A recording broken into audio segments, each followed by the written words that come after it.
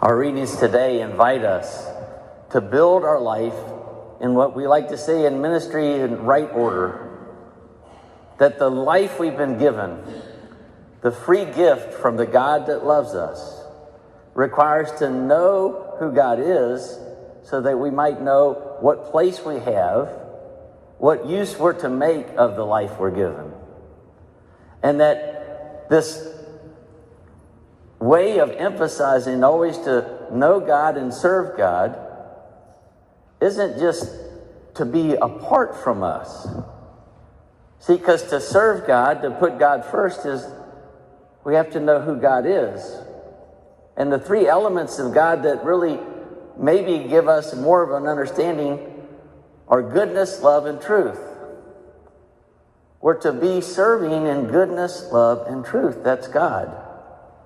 And in that way, the rest of our life that's been given to us will be blessed. It will not be without pain or struggle, just as Jesus comes to the world, the Son of God, who will struggle, have pain, but live out this example of the right order and therefore be blessed in the connection to God, to others, and to know deeply love. Our first reading, if you heard the first part of that, really makes pastors' ears ring with joy because it talks about giving the first fruits of everything that we have back to God, in service to God, that everything we receive, our life and everything in it, all of our resources belong to God. And that we should give in that way the very first fruits, the first things we're blessed with, to share that with God and with God's people. In my first assignment at St. Thomas More in Chapel Hill, I was privileged to get to know a person called Bess. Bess lived at the Cedars, which is a retirement community, assisted living place in Chapel Hill, and it's really nice. After I had toured there and got to know the people a little bit, I told my nephews about it, so when I get old, the Cedars, I think they had pickleball before it became a craze everywhere else. It's a nice place. It's good food, and the people are very looked after. And Bess was there and got to know her, taking her communion and visiting her. She was a retired dean from UNC Chapel Hill. A wonderful person, had spent her life and career in education. She did not have any family left, no surviving family. And as her health dropped and we knew what was coming, she was a very smart person, knew what was coming and being called from this world. She said, "Father, I want you to meet the person who takes care of my affairs, because we want to review everything. My celebration in the church, my final affairs, and the person who handles my things is not Catholic. So I'd like you to meet her as my health now is decreasing." And I said, "Be happy to." She set up an appointment, and the person who looked after her was Bess's replacement at the university. It was the current dean, who was not Catholic, Christian, but not strong in the going to church. And so when we met that first time, she said, "Father, it's exciting to meet you. I was raised Baptist, but I don't really go to church, haven't gone in years." And I said, "Oh, that hurts." And I said, "Well, why are you excited to meet me?" She said, "Because of Bess' faith. Bess has done something that really shook me." And I said, "Well, what is that?"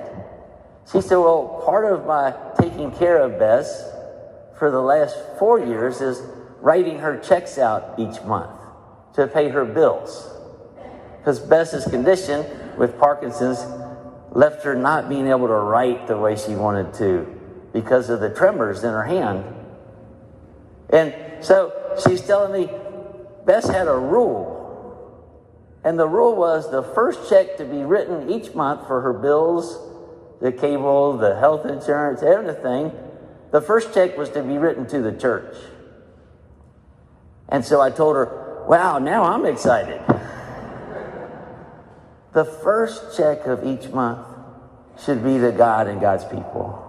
That's a wonderful example of living the life of putting God first, of acknowledging the blessings and where all of our resources come from.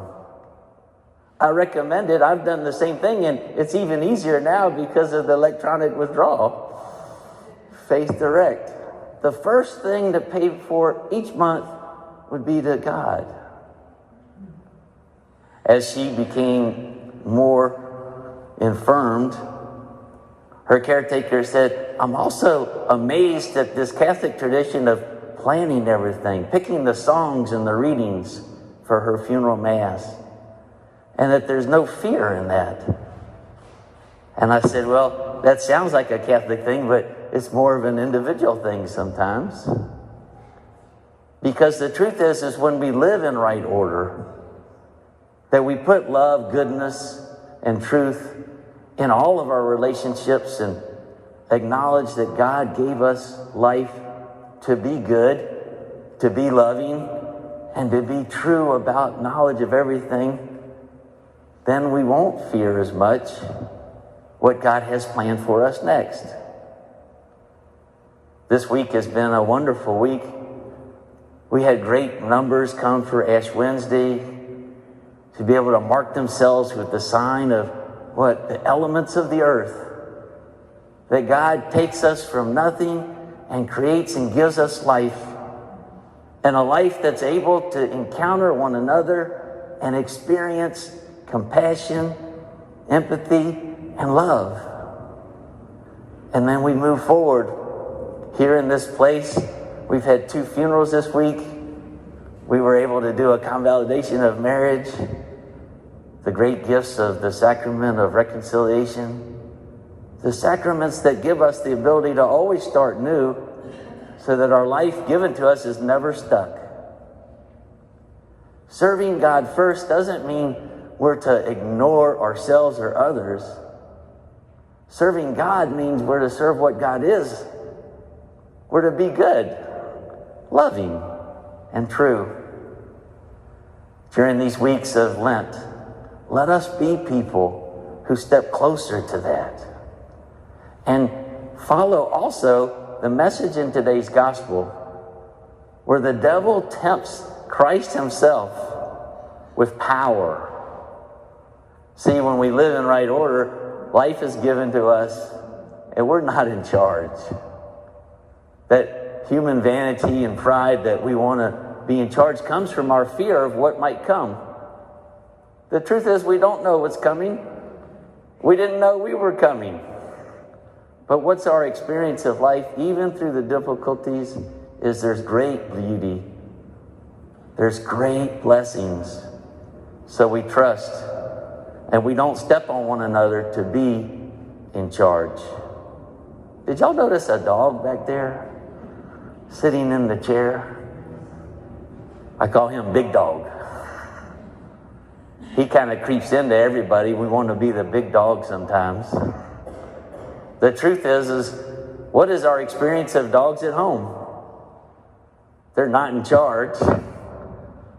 But because of their goodness, missing us when we're gone 5 minutes or 5 days, because of them serving, knowing that everything comes from the masters, those who care for them, their willingness to just be with us, we make them often part of the heart of the home, and they become so important.